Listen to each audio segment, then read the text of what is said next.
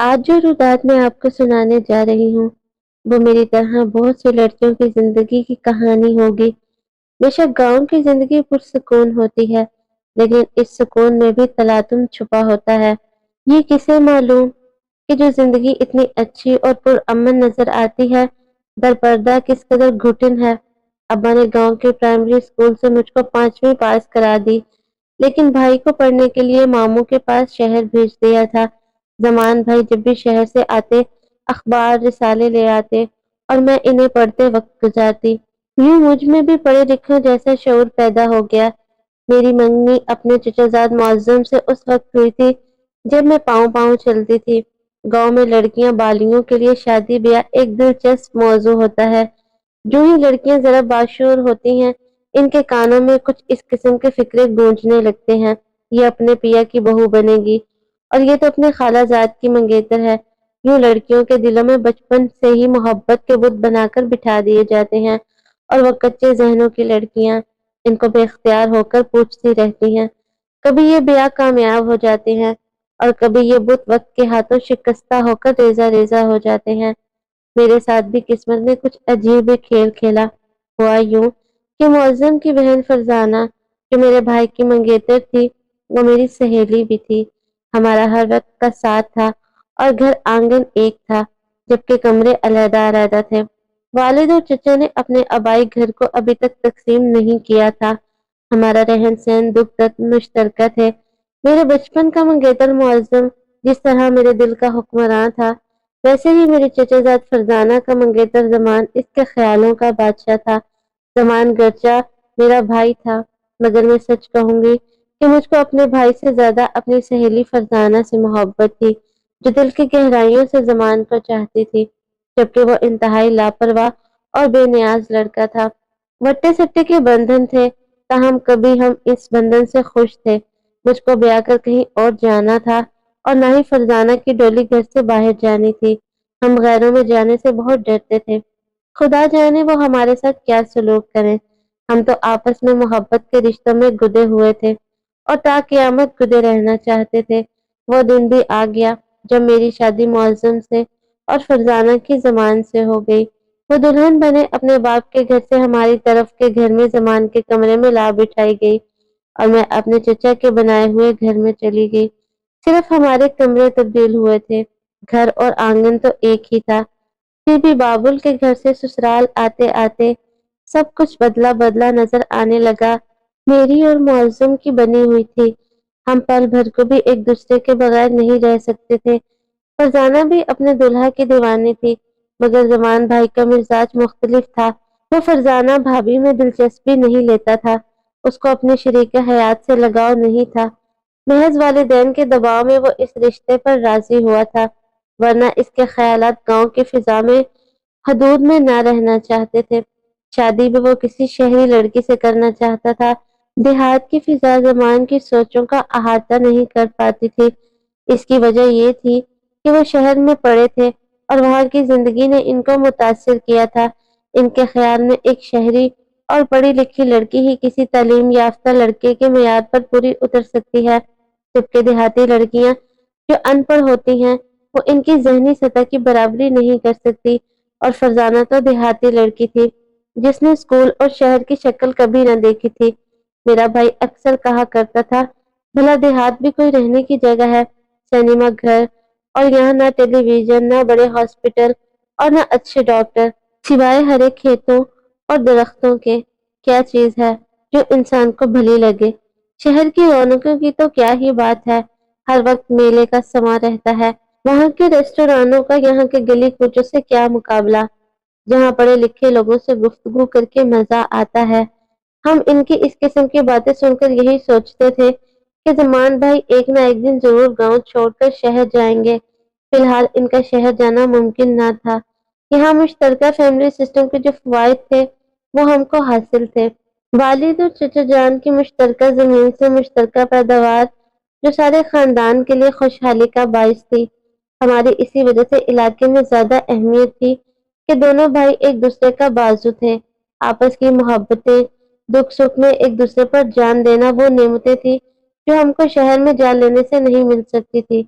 زمان بھائی نے کافی کوشش کی کہ ان کو شہر میں ملازمت مل جائے، لیکن کوئی اچھی ملازمت نہ ملی۔ انہوں نے گاؤں آ کر شادی تو کر لی، لیکن اب یہاں خود کو مجبور خیال کرنے لگے تھے۔ ان کا دل بھی کھیتی باڑی میں نہیں لگتا تھا۔ گھر میں بیوی نہ بھائی تو مرد گھر سے باہر وقت گزارنے لگتا ہے۔ یہی ہوا، فرزانہ سے بھائی کا دل نہ لگا، زیادہ وقت گھر سے باہر گزارنے لگے۔ ان کو تاش کھیلنے کا بڑا شوق تھا۔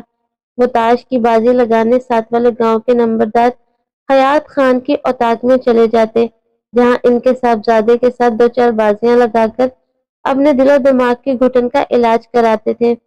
ملک حیات کا گھرانہ ہم سے زیادہ اہمیت کا حامل تھا۔ ان کی زمین زیادہ تھی اور وہ زیادہ دولت مند لوگ تھے، تاہم تعلیمی لحاظ سے پیچھے تھے۔ ملک صاحب کے بچوں نے میٹرک سے آگے نہ پڑھا تھا۔ لڑکوں کے ساتھ ان کی لڑکیاں بھی میٹرک پاس تھی۔ زیادہ بڑی ذمہ داری ہونے کی وجہ سے ان کو فکر روزگار نہ تھی۔ ملازمتوں کا حصول کا بھی کوئی مسئلہ نہ تھا۔ یہ لوگ البتہ سیاست میں دلچسپی رکھتے تھے۔ ملک حیات کے بھائی چونکہ پڑھے لکھے تھے، تبھی ان کو سیاست میں نمایاں مقام حاصل تھا۔ سیاسی اثر و رسوخ کے سبب ان کی دھاک بھی تھی۔ کہنا چاہیے کہ علاقے کے معززین میں سے ایک نمایاں گھرانہ تھا۔ زمان بھائی کو نہ جانے کیوں احساس کمتری نے گھیر رکھا تھا کہ وہ ان لوگوں سے وابستگی کو اپنے لیے باعث فخر سمجھتے تھے۔ بات بات پر ان کی برتری جتلاتے تھے۔ ابا جان بھائی کو کہتے بھی تھے کہ برتری تعلیم سے ہوتی ہے، زیادہ زمین سے نہیں ہوتی۔ اعلیٰ تعلیم سے ہی انسان کو شعور زندگی حاصل ہوتا ہے، جبکہ تعلیم کے بغیر دولت مند ایسا ہوتا ہے جیسے خوشبو کے بغیر پھول۔ یہ بات مگر بھائی کی سمجھ میں نہیں آتی تھی۔ مجھے زمان بھائی سے اور کوئی گلہ نہیں تھا سوائے اس کے کہ وہ اپنی بیوی فرزانہ کو کچھ نہیں جانتے تھے، اسے اہمیت دیتے اور نہ اس کی قدر و قیمت جانتے تھے، جیسے فرزانہ ان کی زندگی میں کوئی فالتو شے ہو۔ حالانکہ میاں بیوی کا رشتہ اتنا بے وقت نہیں ہوتا۔ میرے والد صاحب میٹرک پاس تھے، وہ ٹیچر بھی رہے تھے اور نیک آدمی تھے۔ گاؤں کے تمام لوگ ان کی عزت کرتے تھے۔ ابا بھی زمان کو سمجھاتے کہ بیٹا اپنی بیوی کا خیال رکھا کرو۔ ابا تو فرزانہ کے تایا تھے، اس کو بہو نہیں بیٹی جانتے، اس کا بہت خیال رکھتے۔ تبھی ایک واقعہ اس وقت ظہور پذیر ہوا جب میں 3 بچوں کی ماں ہو چکی تھی اور فرزانہ بھابھی کے یہاں بھی 2 بچوں کا جنم ہو چکا تھا۔ ملک حیات خان اور ان کے گھر والے اپنے بیٹے کے رشتے کے سلسلے میں دوسرے گاؤں گئے ہوئے تھے۔ گھر میں چھوٹا لڑکا اور 2 بیٹیاں تھیں۔ ان لوگوں کو گئے دوسرا دن تھا اور گھر سے نگینہ غائب ہو گئی۔ یہ ملک صاحب کی بڑی بیٹی تھی۔ جو بیٹا گھر میں تھا اس نے جا کر اپنے والدین کو اطلاع دی۔ یہ لوگ بھاگے بھاگے گھر لوٹ آئے۔ نگینہ کو رشتہ داروں کے گھر جہاں جہاں ممکن تھا ڈھونڈ لیا، اس کا پتہ نہ چلا۔ اس کی چھوٹی بہن روبینہ نے بتایا کہ وہ چھوٹے بھائی کو دودھ کا برتن دینے باڑے کی طرف گئی ہے۔ پہلے تو ہم نے سمجھا کہ گھر میں یہی کہیں ہے۔ 15 روز سبھی اس واقعے سے پریشان رہے۔ اچانک ایک دن زمان بھائی گھر سے غائب ہو گئے۔ والد کو شک گزرا۔ انہوں نے بیٹے کے ایک گہرے دوست کو اعتماد میں لے کر اس سے بات کی تو اس نے بتایا کہ چچا جان، آپ کا بیٹا ملک حیات کی بیٹی کو لے کر گیا ہے، شہر میں ایک دوست کے گھر رکھا ہوا ہے۔ مجھ کو قسم دی تھی کہ آپ کو نہ بتاؤں، لیکن وہ آگ سے کھیل رہا ہے۔ آپ کو خبر کرنا ضروری سمجھتا ہوں، ورنہ آپ کا سارا گھرانہ اس آگ کی لپیٹ میں آ جائے گا۔ کریم بخش نے صحیح کہا تھا، یہ معمولی اطلاع نہ تھی۔ والد صاحب کے تو پیروں تلے سے زمین نکل گئی۔ کریم نے مزید بتایا کہ دونوں نے چھپ کر نکاح کر لیا ہے اور جس دوست کے گھر چھپے ہیں وہ قانون دان کا بیٹا ہے۔ والد صاحب ملک معظم خان کے مقابلے میں ایک کمزور شخص تھے، وہ کسی صورت ان سے ٹکر نہیں لے سکتے تھے۔ یہ معاملہ تو پھر ملک حیات خان کی بیٹی کا تھا، ان کی عزت و ناموس کا مسئلہ تھا۔ 2 دن تو والد اور چچا سر جوڑ کر بیٹھے رہے۔ دونوں بھائی گمسم تھے کہ اب کیا ہوگا اور کیا کریں، لیکن چپ رہنے میں ہی بھلائی نہ تھی۔ یہ بات ایک نہ ایک دن ملک صاحب کے علم میں آئی تو اس کو سارے گھر اور پاس پڑوس میں بھی ڈھونڈا۔ سبھی نے بتایا کہ ہمارا گھر نہیں آئی ہے۔ ملک صاحب یہ ساری روایات سن کر پریشان تھے۔ مخالفوں پر شک تھا، ان کے خلاف رپٹ لکھوا دی۔ نگینہ کی تلاش زور و شور سے جاری تھی، اس کا سراغ نہ ملا۔ زمان بھائی بدستور گھر میں موجود تھے، لہذا ان پر کسی کو شک نہ گیا۔ یوں بھی ملک صاحب زمان پر اعتماد کرتے تھے۔ ان کو شبہ بھی نہ ہوا کہ یہ لڑکا ان کی بیٹی کو لے جا سکتا ہے۔ وہ تو کھال ادھیڑ کر رکھتے تھے، ہم بھی عزت والے تھے، وہ ہماری عورتوں کو بھی اٹھوا سکتے تھے۔ میرے بھائی نے حرکت ہی ایسی کی تھی، گھر والوں کی عزت کا بھی خیال نہ کیا اور ملک صاحب کے اعتماد کو دھوکہ دیا، جو ان کو بیٹے جیسا سمجھتے تھے اور گھر میں آنے کی اجازت دی ہوئی تھی۔ بہت سوچنے کے بعد بھی جب والد صاحب کو کوئی راہ نہ سجائی دی تو انہوں نے حالات کا مردانہ وار مقابلہ کرنے کی ٹھان لی، کیونکہ خود ہی ملک صاحب سے بات چیت کرنے کو مناسب خیال کیا۔ ابا جان نے گاؤں کے معزز لوگوں کو ساتھ لیا اور ملک صاحب کے در دولت پر حاضر ہو گئے۔ ان سے کہا کہ میں تمہارا مجرم بن کر خود ہی حاضر ہو گیا ہوں، اب جو چاہے سزا دو، میرا سر کاٹ دو یا مجھ کو سولی پر لٹکا دو، کیونکہ میرے بیٹے نے وہ خطا کی ہے جو گاؤں کے رواج کے مطابق ناقابل معافی ہے۔ اس نے ہم دونوں گھرانوں کی عزت کا جنازہ نکال دیا ہے۔ آپ کی عزت تو ہم سے زیادہ ہے، اس لیے نقصان بھی آپ کا زیادہ ہوا ہے۔ ایسے کہتے ہوئے ابا جان نے اپنی پگڑی ملک صاحب کے قدموں میں رکھ دی اور زاروں کی طرح رونے لگے۔ ملک صاحب تو اپنے دشمن کے خلاف نہ جانے کیا سوچے بیٹھے تھے۔ میرے والد کی حالت زار دیکھ کر ان کو اس بوڑھے نیک اور شریف شخص کی بے بسی پر رحم آ گیا۔ کہا کہ نہ تو کسی کا سر کاٹ کر میری عزت واپس آ سکتی ہے اور نہ کسی کو جیل ڈلوا کر میرا نقصان پورا ہو سکتا ہے۔ میری عزت گئی ہے، اس کا کوئی مول نہیں۔ اگر عزت کا کوئی مول ہوتا ہے تو وہ عزت کے بدلے عزت ہے، لہذا یہ سودا اس طرح برابر ہو سکتا ہے۔ والد صاحب نے کہا کہ آپ کی بات کو میں سمجھا نہیں، میری بیٹی شادی شدہ ہے اور بہو بھی، آپ چاہیں تو میں آپ کی بیٹی کے بدلے اپنی چھوٹی لڑکی کا رشتہ آپ کو دینے پر تیار ہوں، آپ کے بیٹے کے لیے، یہ جس سے چاہیں بیاہ دیں۔ دیکھو مرید، بے شک جرم تم نے نہیں کیا، تمہارے بیٹے نے کیا ہے، لہذا خطا وار تو وہی ہے، لیکن ہمارے یہاں کا رواج یہی ہے کہ بیٹے کے جرم کی سزا باپ ہی کو ملتی ہے۔ تمہارے بیٹے نے ہماری عزت کا جنازہ نکالا ہے، چاہیے تو یہی کہ ہم تمہاری عزت کا جنازہ نکال دیتے، لیکن ہمیں تم پر رحم آتا ہے۔ گاؤں کے یہ سارے معزز لوگ تمہارے ساتھ آئے ہیں، ہم کو ان کا خیال بھی ہے، لہذا ہم نے اپنی بیٹی کو تمہاری بہو تسلیم کر لیا ہے، لیکن اس کی سوتن ہم کو برداشت نہیں، لہذا زمان کو اپنی بیوی کو طلاق دینا ہوگی، ورنہ ہم اپنی بیٹی کی طلاق کرا دیں گے اور اس کو اپنی تحویل میں لے لیں گے، اس کے بعد ہم خود زمان سے اچھی طرح نمٹ لیں گے۔ اس لیے یہ حل نکالا ہے کہ خون خرابہ ہو اور نہ ہم اپنی عزت کو کورٹ کچہریوں میں اچھالتے پھریں۔ تمہارا لڑکا ہماری لڑکی سے نکاح کر چکا ہے، ہم نے یہ تسلیم کر لیا ہے، لیکن تاوان تو ہم لیں گے۔ یوں سمجھ لو کہ ہم نے تم کو اپنی بیٹی کا رشتہ دے دیا ہے، لیکن بیٹی کے رشتے کے بدلے میں تمہاری بیٹی کا رشتہ لازمن لیں گے۔ بس ہم تمہاری بڑی لڑکی کا ہی رشتہ لیں گے جو بیائی ہوئی ہے، اس کی تم کو طلاق کرانی ہوگی۔ تمہاری چھوٹی لڑکی اتنی کم عمر ہے کہ ہم اس کے ساتھ نکاح کرنا مناسب نہیں جانتے، یہ سزا تو سر اتارنے سے بھی زیادہ کڑی تھی۔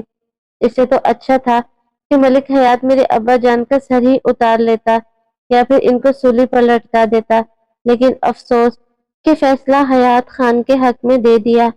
ابا جان نے بہت ہاتھ جوڑے مگر حیات خان کسی صورت راضی نہ ہوا۔ اس نے کہا ہم تمہاری بڑی بیٹی سے ہی بیاہ کریں گے، یہ بدلہ ہے ہماری بیٹی سے تمہارے بیٹے کے نکاح کرنے کا، اور ہم اپنی بیٹی کی سوکن کو بھی برداشت نہیں کریں گے، تو زمان کو اپنی پہلی بیوی کو بھی طلاق دینی ہوگی۔ اب سمجھ گئے ہو میری بات اچھی طرح، جہاں سروں کی بازی داؤ پر لگی ہو وہاں یہ شرط کچھ بھی نہیں تھی۔ ابا جان کو تو زمان کی جان کے لالے پڑے ہوئے تھے اور بیٹے کی زندگی کے بدلے بیٹی اور بہو کی قربانی ان کو ارزاں معلوم ہو رہی تھی۔ معززین گاؤں نے بھی خون خرابے سے بچاؤ کی خاطر حیات خان کی بات کو مان لیا۔ میرے بھائی زمان کی وجہ سے ہم دو لڑکیاں رواج کی قربان گاہ پر بھیٹ دے دی گئی، فرزانہ کو طلاق ملی اور میرا گھر اجاڑ کر مجھے بھی ملک حیات کے حوالے کر دیا گیا۔ یوں عزت کے بدلے عزت کی رسم کو پورا کر دیا، بلکہ باندی کو پیش کر دیا۔ فرزانہ کو طلاق کے بعد میرے خالہ زاد بھائی نے نکاح میں لے کر اپنے گھر بسا لیا، لیکن ان کے بچوں کو ان سے جدا کر دیا گیا۔ پوتے اور پوتی کو ابا جان نے اپنے پاس ہی رکھ لیا۔ اسی طرح فرزانہ کے بچے ماں کے لیے روتے بلکتے رہ گئے اور ان کی ماں دوسرے گاؤں بھیج دی گئی۔ میرے 3 بچے بھی میری ماں نے رکھے۔ तमाम उम्र में जिनको मिलने को तरसती रही हूँ।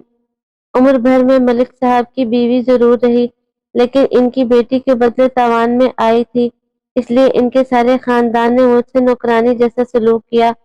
आज तक मैं मुअज़्ज़म को और वो मुझको नहीं भूले। उन्होंने दूसरी शादी भी नहीं की। सुना है अब भी रातों को उठ-उठ कर खुदा से फरियाद करते हैं, जिसने जाने किस कारण इनको मुझसे और मुझे इनसे जुदा किया, क्योंकि मैं इनके बाप की इज़्ज़त थी।